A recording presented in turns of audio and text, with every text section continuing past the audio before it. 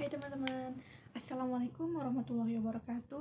Perkenalkan, nama saya Revalina. Saya dari program studi Bimbingan dan Konseling Islam semester 3. Pada video kali ini saya akan membahas tentang perkembangan sosial, di mana untuk memenuhi tugas mata kuliah Psikologi Perkembangan yang diampu oleh Bapak Muhammad Hasan Abdillah, SPSI, MSI. Untuk teman-teman tetap disimak video kali ini, di mana saya akan membahas tentang perkembangan sosial yang terjadi pada saat ini. Stay tune ya.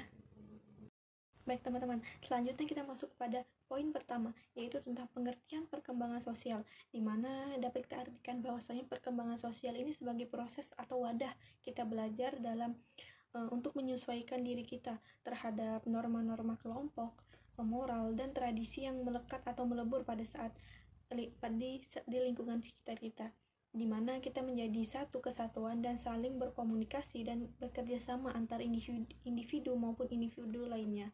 Dan pada awalnya atau hakikatnya, manusia ini juga dilahirkan, manusia belum memiliki sifat sosial. Dapat diartikan bahwasanya manusia ini masih belum memiliki kemampuan dalam bersosial, baik orang dewasa maupun anak-anak, di mana ini diperoleh atau kita dapat dari berbagai kesempatan dan pengalaman bergaul dengan orang-orang yang ada di sekitar lingkungan kita. Poin kedua, kita masuk kepada faktor-faktor yang mempengaruhi perkembangan sosial, di mana yang pertama ini mencakup keluarga, di mana keluarga ini merupakan lingkungan pertama yang memberikan pengaruh terhadap berbagai aspek perkembangan baik seseorang maupun anak-anak, termasuk perkembangan sosialnya, di mana kondisi dan tata cara yang dalam kehidupannya keluarga adalah suatu lingkungan yang kondusif dalam proses bersosialisasi bagi seseorang maupun anak-anak. Di dalam keluarga juga berlaku norma-norma kehidupan dalam keluarga, dan dengan demikian artinya bahwa pada dasarnya keluarga ini bisa merekayasa perilaku kehidupan seseorang atau anak-anak. Proses pendidikannya yang bertujuan untuk mengembangkan kepribadian dan anak menjadi lebih banyak dalam mengembangkan kepribadian mereka dan lebih nyaman dalam proses bergaul dan menempatkan diri terhadap lingkungan. Selanjutnya poin yang kedua yang tentang faktor-faktor ini kematangan anak, di mana dalam kematangan anak ini dalam proses bersosialisasinya memerlukan kematangan fisik maupun psikisnya untuk mampu mempertimbangkan hubungan dalam proses sosial memberi pendapat orang lain terhadap dirinya, memerlukan kematangan secara intelektual, emosional, dan kemampuan mereka dalam berbahasa ikut pula menentukan bagaimana mereka mampu bersosialisasi dengan baik, sehingga setiap orangnya itu mampu menjalankan aktivitasnya dengan bagus dan benar. Selanjutnya, status sosial ekonomi, di mana kehidupan sosial banyak dipengaruhi oleh kondisi maupun status kehidupan sosial berkeluarga, yang dimana dalam lingkungan masyarakat yang sangat luas, yang bisa memiliki sebagai anak yang independen, yang bisa merubah hari ini mereka harus berbuat apa. Baik, selanjutnya poin yang ketiga, pendidikan, di mana pendidikan ini merupakan proses sosial yang dimiliki seorang anak atau semua orang yang bisa membawa dia terarah.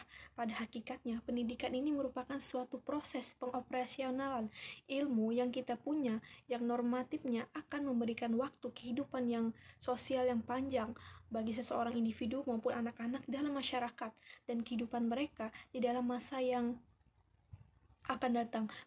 Pendidikan juga dapat diartikan sebagai suatu masa yang luas yang harus diartikan bahwa perkembangan anak dipengaruhi oleh suatu kelembagaan penanaman dari norma perilaku yang benar secara sengaja diberikan kepada peserta didik oleh gurunya.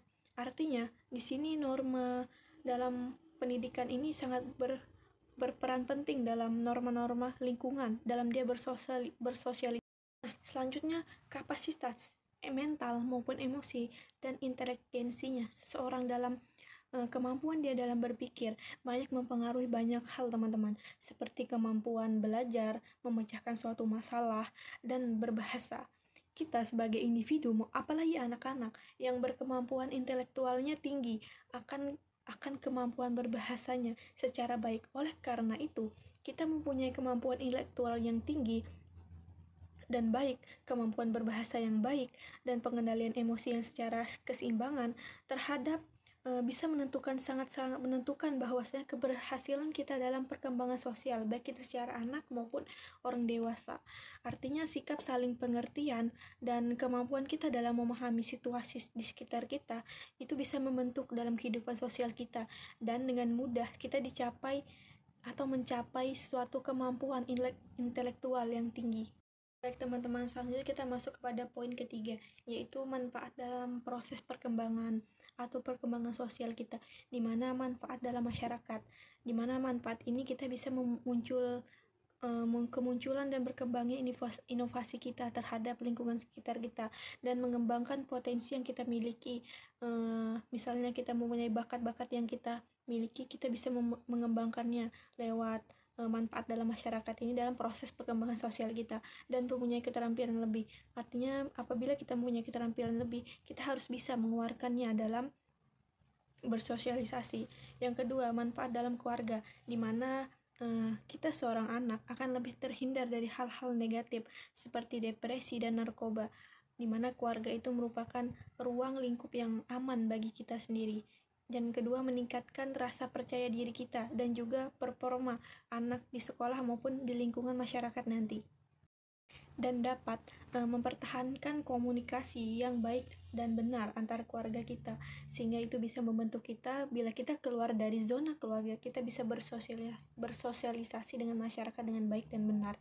Yang ketiga, manfaat dalam pendidikan, di mana pendidikan ini sangat berperan penting yang sudah saya bilang tadi, artinya memberikan pemahaman, penghayatan, dan kemampuan untuk mengelola emosi kita dalam bersosialisasi, dan menetapkan dan mencapai tujuan yang positif, sehingga kita telah diajarkan dalam norma-norma dalam berbicara dan cara bersosialisasi terhadap orang lain, dan merasakan dan menunjukkan empati kepada orang lain. Artinya dalam perkembangan sosial ini kita bisa peduli terhadap orang sekitar kita, entah itu dalam bentuk perhatian atau kasih dengan pemahaman yang bisa kita memberi manfaat terhadap apa yang kita dapat dalam dunia pendidikan tadi. Baik teman-teman, telah selesailah penjelasan saya tentang perkembangan sosial, di mana dapat saya uraikan atau simpulkan mengenai penjelasan video saya dari awal hingga akhir. Artinya dalam proses perkembangan sosial ini adalah berkembangnya tingkat hubungan kita atau antar manusia, baik itu secara individu maupun kelompok, sehubungan dengan meningkatkan kebutuhan hidup manusia. Artinya di sini kita hidup bersosialisasi, kita harus bisa mengerti lingkungan kita sekitar, berempati terhadap lingkungan kita sekitar, agar kita bisa menerapkan atau hidup kita nyaman dalam bersosialisasi dengan lingkungan sekitar, yang bisa meningkatkan menambah relasi, pengalaman maupun pengetahuan kita melewati perkembangan sosial ini dengan cara bersosialisasi yang baik dan benar terhadap orang sekitar kita. Sekian penjelasan dari saya, kurang dan lebihnya saya mohon maaf. Apabila ada bahasa atau kurang jelas dalam penyampaian atau penyebutan katanya, saya mohon maaf. Sejatinya juga saya manusia biasa, tidak hilap dari kesalahan dan dosa. Semoga teman-teman bisa menyaksikan atau menonton video ini dan dapat dimengerti dan dicerna. Semoga kita bertemu lagi di next video. Jangan bosan-bosan dalam menonton video saya. Semoga apa yang saya sampaikan ini bisa menjadi amal jariyah bagi diri saya sendiri dan teman-teman yang mungkin menonton video ini. Kurang dan lebihnya saya mohon maaf. Wabillahi taufiq wal hidayah. Wassalamualaikum warahmatullahi wabarakatuh. See you.